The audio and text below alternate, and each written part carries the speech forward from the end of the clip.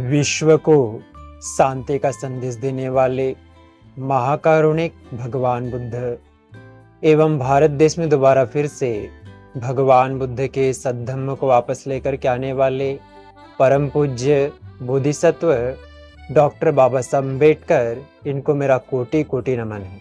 आप सभी साथियों को नमो बुद्धाय, मैत्री पुंज जय भीम। भगवान बुद्ध का बचपन का जीवन कैसा था, उसके बारे में आज हम जानेंगे। उनका बचपन का नाम सिद्धार्थ गौतम रखा गया था और वो बचपन से काफी कारुणिक थे। उनका हृदय करुणा से भरा हुआ था। एक बार जब अपने पिता के साथ में खेत में गए तो वहाँ खेत का प्रकृति का सौंदर्य ले रहे थे।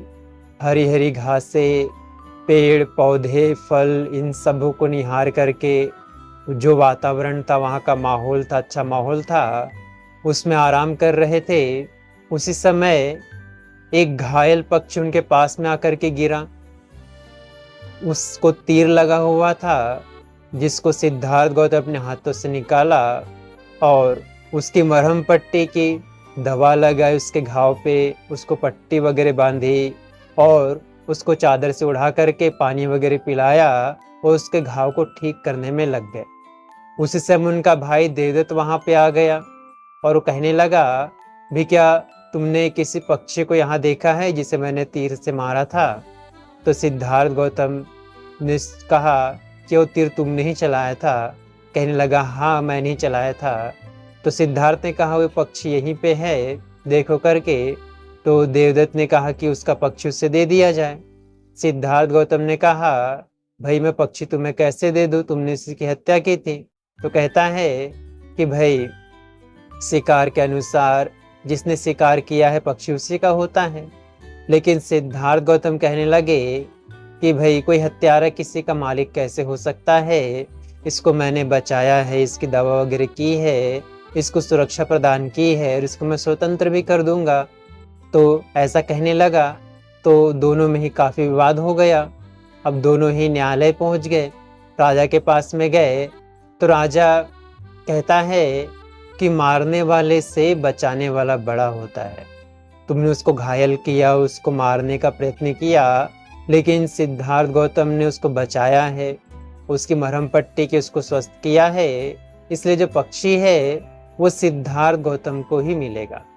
इस प्रकार से वो निर्णय आया, जिसके बाद से देवदत्त ने उनके प्रति श्रद्धा उत्पन्न कर ली और सिद्धार्थ गौतम ने उस पक्षी को मरहम पट्टी करके उसको स्वस्थ करके वापस आसमान में छोड़ दिया, जो अपने घर वापस चले गया।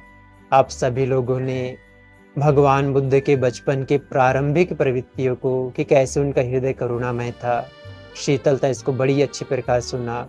इसलिए भगवान बुद्ध उनके धम्म, उनके संग के तेज से आपके परिवार के प्रत्येक सदस्य के जीवन का हर एक पल सुखपूर्वक बीते, प्रसन्नता पूर्वक बीते, मंगलमय हो, कल्याणमय हो।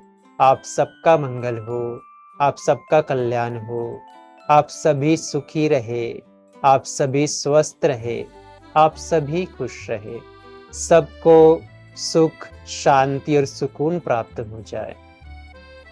भवतु सब मंगलं रक्षन्तु सब देवता, सब बुद्धानुभावेन सदा शुद्धि भवन्तु ते।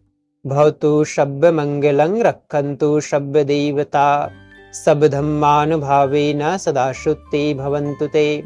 भवतु सब मंगलं रक्षन्तु सब देवता, सब संघानुभावेन सदा शुद्धि भवन्तु सब। साधु साधु साधु।